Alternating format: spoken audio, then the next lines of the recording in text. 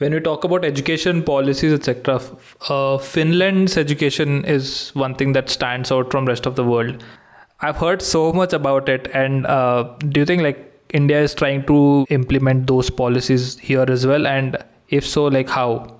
When somebody tells that, hey, I'm a teacher in Finland, it's like telling, hey, I'm a doctor in India. So they give so much of respect and so much of they put the teachers on the pedestals because it is a like tiny little country. They have been able to give that kind of education system to everybody in the country, and like they do not have exams, they do not assess the students based on like any written exam, but they assess them on the basis of like cumulative things. How are they in the classroom, how are they with the peers, how are they with respect to their creativity, and those elements are something which we are trying to incorporate in our education system.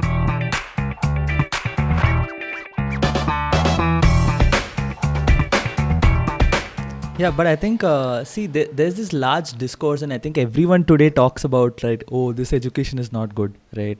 Everyone knows the same story, and I think I'm not sure. I've not been really up to date in terms of what the NEP, the new policies up to. But then everyone knows that, look, arey yaar, this is stupid, right? You can't go ahead with it. But then everyone talks, but it still remains the same, right? So why do you think it's that? Because everyone wants a change, everyone really looks forward for a change, but then at the end of the day we kind of go all over and we come back to the same starting point, right? So why do you think is that? Yeah, so we go back to the old education regime is because it works. Now, why Britishers started this whole education system, which we have inherited, is because they wanted to create workers in the society. They wanted people who are good at following the instructions. But what do we need right now? Do we need people who are taking initiative, who are actually leading things, who are solving world's problems? Or do we want people who can follow the instructions? Now we have a very huge population, and what the government thinks or what we think is we want development. For development, we want engineers, we want people who are good at following the instructions, who think very like straightforward, who like not everybody needs to think as a in a very liberal way. This is what the Who doesn't challenge the status quo? who that doesn't exactly who doesn't challenge the status quo, and I think that is what the majority of our education system thinks, and that is why the whole system is like that, because it works, because we create engineers and those engineers are very good engineers, but the sad reality is those engineers are like just following the instructions at the end of the day. Or like even people like Sundar Pichai and all these people, they are really good with what they do, and but the kind of leadership qualities they have got is after they have been in US and after they have studied that much from there, and like it is sad, but it is the truth. But in MBA, we had this concept of leadership and also stewardship. So we definitely obviously need good leaders, but there has to be that quality of a true follower also, right? At times. So Like good leadership also is about listening, and by listening I mean that listening to others and changing according to the need. If you want to follow, sometimes you follow, and if you feel that following doesn't is doing actually good, you follow. yeah. Also, I think like considering Indian economic situation, etc.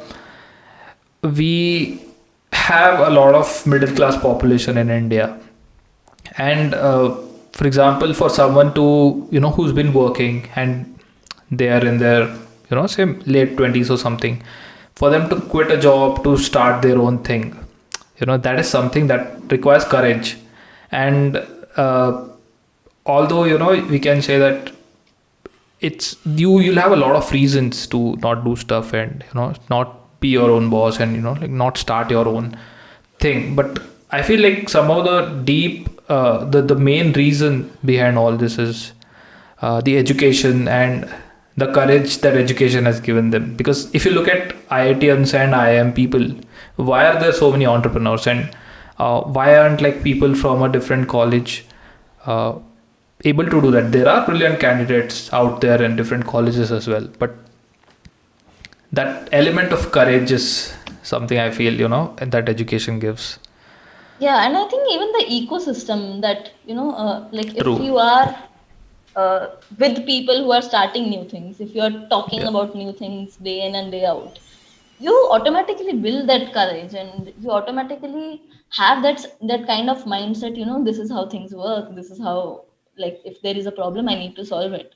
But like if you are it's all about your ecosystem and the kind of kind of people you have around you. So I was just, I was just talking, I was just trying to kind of reflect in terms of the overall, this thing of courage and then community, right? So this again goes back to what she said in terms of uh, mingling with the communities and then ensuring that as a community, you're kind of bringing up the standard of the community in terms of thinking, right? So this, I think, from what I can sense is that we need to have the next gen people, right, or the next generation people as thinkers, right, rather than people who are just kind of following, because thinking is a whole new skill, and that's something that I've also got in my current job, which is it's really difficult to think in terms of, okay, how do you do something which is going to really impact the others, right? So that skill of thinking and then thinking rightly, right? So you can think and you can think all kind of directions, but to think and to think rightly so that it helps other people, that's where the game is. And I think also to make it fun for kids, right? That's something that's very difficult, because often you can kind of go in with a plan and then execution will kind of come down to like nothing, right? So making this whole skill of thinking a more fun way for kids is very important, and that kind of gets me to the point in terms of how do you assess, right? So how's the curriculum that you would kind of put this whole fun element of thinking to, and then really changing people, right? And then at the end of the day, when you kind of think, and then how do you assess that, okay, yeah, we're kind of going in a right direction. So that's something that I wanted to get your thoughts on, Sakshi, is like, where is the future in terms of assessment, in terms of curriculum, right? So these are the two most important things. So where are we heading? What do you think is your thoughts? So your personal thoughts, and then in general, where do you think the world is heading in terms of in this direction? Okay, so like how we were assessed, we were told that it is 10th grade, you have board exams, so study. This is what we did. But think of the batch of 2020, of 2021. They haven't done their board exams, and the world is still running, and they will still have skills, they will still get into good jobs. So board exams are not big deal. This is what I believe in.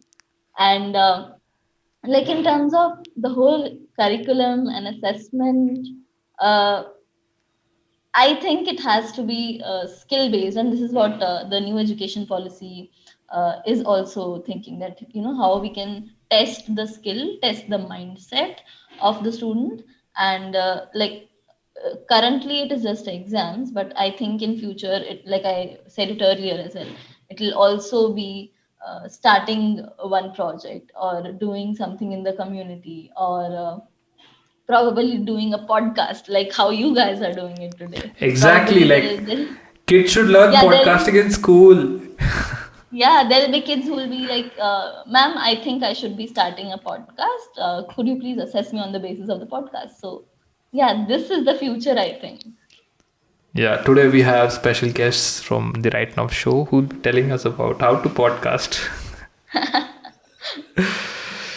That'll be amazing, actually. Like, had I known about filmmaking and podcasting, etc., in school, I mean, like, wow.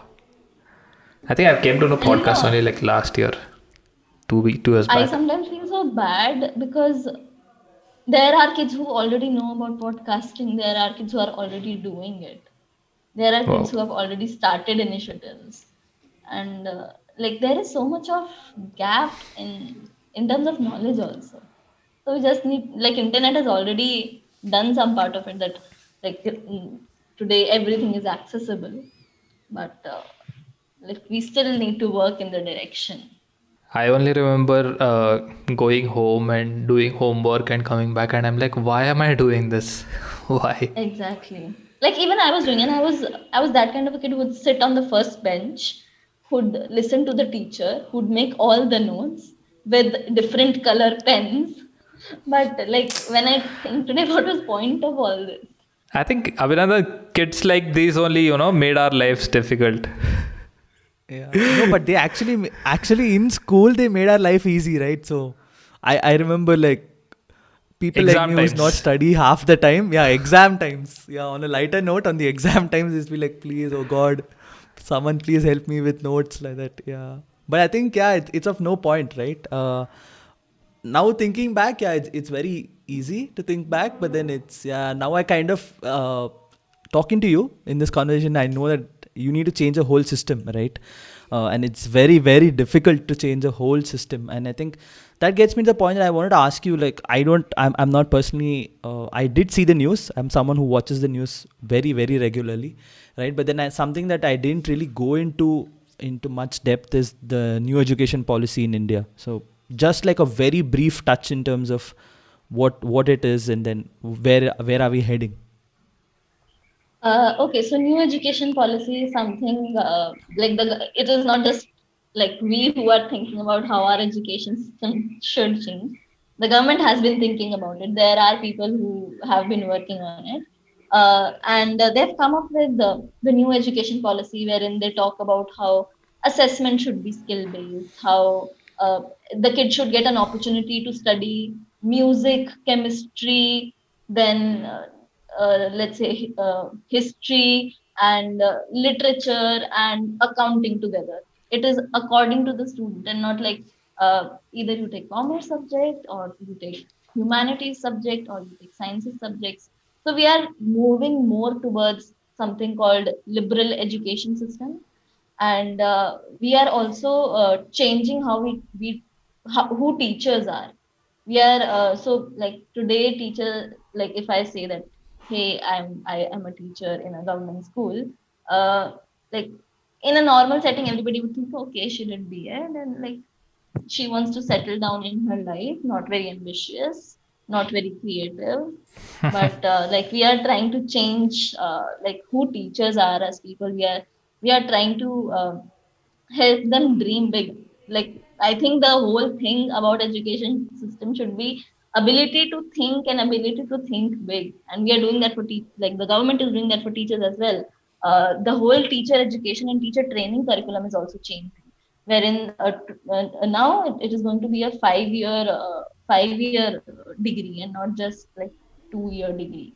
And we are currently teaching teachers how they can create learning atmosphere in the classroom and not just how they can transfer the knowledge which is in the books. And yeah, the whole system is changing. And like we are creating rubric. So like one of the, like we spoke about assessments. Now why only teachers are assessing the students, why students are not assessing themselves?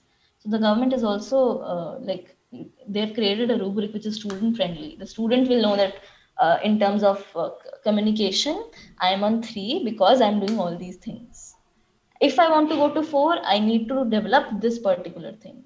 So the student also needs to be well aware of where they are and where they are headed. The student might feel that I do not want to go to 5 in communication, I want to go to 5 in probably creativity. So your education should be in your own hands. And this is what I think the new education policy is doing. Also, a very important thing is social emotional learning, which um, I studied in an integral education system in my college, and like I think so do Abhinandan and Abhinav. But like in school, when I was studying, I was just focusing on the curriculum. I was just focusing on which all chapters are coming and which all chapters are not coming. But what about human feelings, and like what about like how about human feelings in general. That is something which we do not teach our kids, and I think that is something which happiness curriculum in Delhi is teaching the students, and that is part of the new education policy as well. So overall development and growth of a human being, whether it is the knowledge, whether it is thinking big, whether it is thinking for themselves, whether it is emotional independence and like developing empathy in students, all these things are like incorporated in the new education policy. I'm really hopeful that things are in the right direction, but let's see how the policy is implemented. That's awesome. I think when we talk about education policies, etc., Finland's education is one thing that stands out from rest of the world. Yeah. So I've heard so much about it, and do you think like India is trying to, kind of implement those policies here as well? And if so, like how? So, like Finland is a really tiny little country, and like when somebody tells that, "Hey, I'm a teacher in Finland," it's like telling, "Hey, I'm a doctor in India." So they give so much of respect and so much of they put the teachers on the pedestals, and like because it is a like tiny little country, they have been able to give that kind of education system to everybody in the country. And like they do not have exams, they do not assess the students based on like any written exam, but they assess them on the basis of like cumulative things. How are they in the classroom, how are they with the peers, how are they with respect to their creativity. And those elements are something which we are trying to incorporate in our education system. But since ours is a huge country, it will not be possible for us to take everything from there. We need to make changes according to our context. And like, and India is not only big, but also every community is different, every city is different, every village is different. How are we going to implement the new education policy, or how are we going to implement like the elements of an excellent education system in all these communities, in all these areas? How are we going to tweak the policy in a way that we are helping the students in reaching their goals? Because skill in every place is going to be different. Somebody might need to have like great communication skills, somebody might be a little conservative, like not conservative, might be a little introvert, but have great like creativity. So how are we balancing all these things? So it is something which is very like personal also, I would say. Just wanted to ask you, what if someone listening to this podcast, right, and then they kind of want to help? Maybe first point is that they want to pitch in. If they can't really join the education sector, how do they kind of pitch in and help people who are in the education sector? Second set of people who want to probably say, fine, education is my calling, but I don't know where to start off with. Like I'm probably say working in an MNC or something, and I want to join the sector. I want to kind of be the change. Be the change in the world. How do they join? So what is their career path from here? Uh, that is a very tricky question, Abhinandan, because like all of us are in the education system. All of us have Yeah. Abhinandan and Abhinav, you are doing a podcast wherein you are helping the viewers understand different things, probably learn about bike trips and things related to it, probably learn about finance. So you are also part of the education system. You might have nieces, nephews, children who are in the education system itself. You can help them understand what it is and what it should not be. Just be chill, be happy, explore yourself. I think exploration is a big part of education system, and it should have. Like if you are working in an MNC and you feel that, like, as human beings we all are problem solvers, but we just do not take the chance. If you're in an MNC and you are thinking that like education is my calling and I want to do something in the education system, think what are the problems. Or if you want to explore, you can probably volunteer with Teach for India, or volunteer with any other organization or any other school, or sit with your sit with a young kid and try to teach them, and like see what the problems are, come up with the solutions. So I'm not telling that if anybody wants to get into education sector, you should just start. You should apply for Teach for India or for Vidyavahini, or just start teaching. You just need to explore, and that exploration can be through any medium which is accessible to you. So when it comes to career in education system, it all depends on where you are and what aspect of it you want to change. Do you want to change the how the pedagogy works, or like do you want to change you want to add project based education, or like it is all about what you are passionate about. If anybody wants to explore Indian education system, they can look up at Delhi's model and read about it, read about happiness curriculum, read about entrepreneurship mindset, and how the government is trying to implement it in the schools. You can also volunteer at Teach for India. You can volunteer at Vidyavahini. You can volunteer at this organization called Sanjay Sapne, which is helping which is converting the MBA curriculum for the women folk of the rural India. So yeah, there are a lot of organizations who are doing amazing jobs, and it is just that since they do not have budget for marketing and for telling it out loud, we do not hear enough about them. But like there are people who are doing really good and really amazing and inspiring stuff. Yeah, I can totally imagine when you said that, there are people who are doing crazy stuff, but not crazy, like amazing stuff, but we don't know about it is because a lot of NGOs actually like to, they don't want marketing, and they just want to do good work. So, I mean, if really, if people want to contribute, they can definitely find an avenue in India, and there are so many people who are doing good work out there to establish education and education equity in India.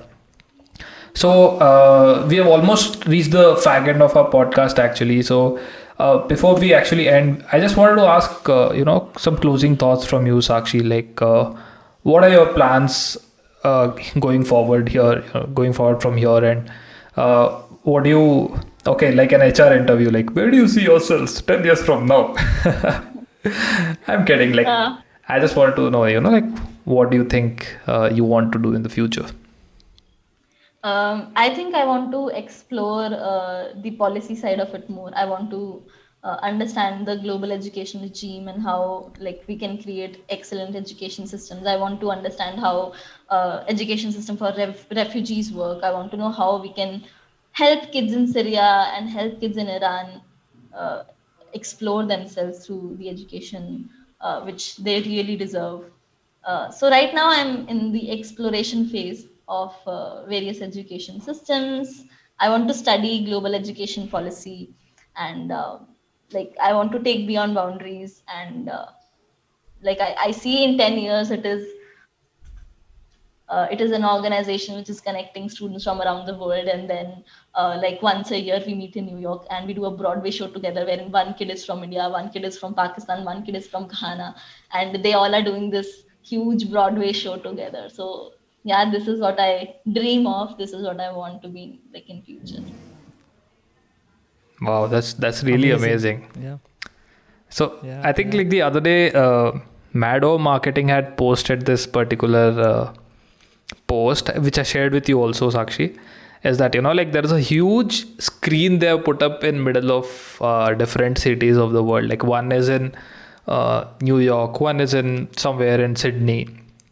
And, like you can see people of the other country in that particular screen. And that screen looks like some teleporting kind of mirror or something like that. And it was so cool that, like, that is simple learning, right? That is innovative learning. So yeah, I mean, hope that we have a better future as a country, as a world, in terms of education, and because education is a very tedious also at times process, but how educationists are kind of reforming that and making that change to make it fun, make it enjoyable, make it a part of their lives. It's really amazing, and I think education has been a very close a subject very close to my heart actually, and no wonder because of that only I kind of volunteered also for 1 year. And looking back, I feel like working in education, that 1 year was like the year when that I remember the most so far. And it not only changed, maybe it brought up change to the school, I don't know about that, but it definitely brought in a change to me. So yeah, that's about me. Abhi, you want to say something? No, so I think I was the least knowledgeable in this whole topic when this podcast started, right? But I think after this podcast, I have come out more inspired in terms of this topic. I've come out more knowledgeable in this topic, and then I've not really thought about it. But then suddenly after this podcast, I mean, it's obviously a process, right? But then after this podcast, my thinking in terms of what actually education is, what is the true definition of education, is really changed for me.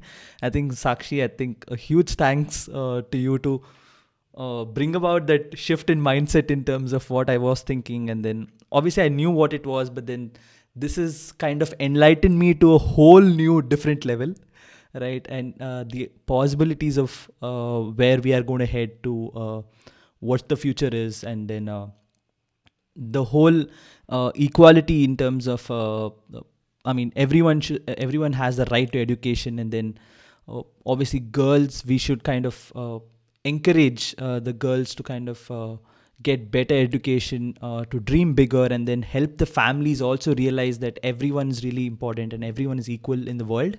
And we are a human race at the end of the day. We are not divided. We might be divided by different geographies and different demographies, right? But then we are a human race at the end of the day. And that's something that I've come out of this podcast. It's been truly inspiring. Thanks a huge lot to you. Yes, Yeah, thank you thank so you much. so much, Abhinav and Abhinandan, for having me here. And like, education is everybody's business. So, yeah, my closing thoughts are like, we all have been through an education system, and we know what it did to us. Some good things, some not very good things, but I think the future is bright, and good things are coming. That's amazing. Thanks once again, Sakshi, for joining us. It was a pleasure talking to you today, and talking at length actually about all these topics. And this podcast actually gives us that platform where we are able to talk at length. And generally, when we talk to friends, it's in bits and pieces, but this allows us to talk for 1 hour straight and things like that, and really delve deep into it. So it's been amazing, and too many more collabs to come in future. And we can touch upon like really important topics. So viewers and listeners, if you really like that podcast, please don't forget to like, share, and subscribe. And if you felt that today's podcast was really impactful, please let us know in the comment section as to what you feel about the education system in India, and what do you think the future holds for us and what it should hold for us. So please let us know your thoughts. We'll be more than grateful for that. Thank you so much for viewing and listening to our podcast. Until next time, thank you so much.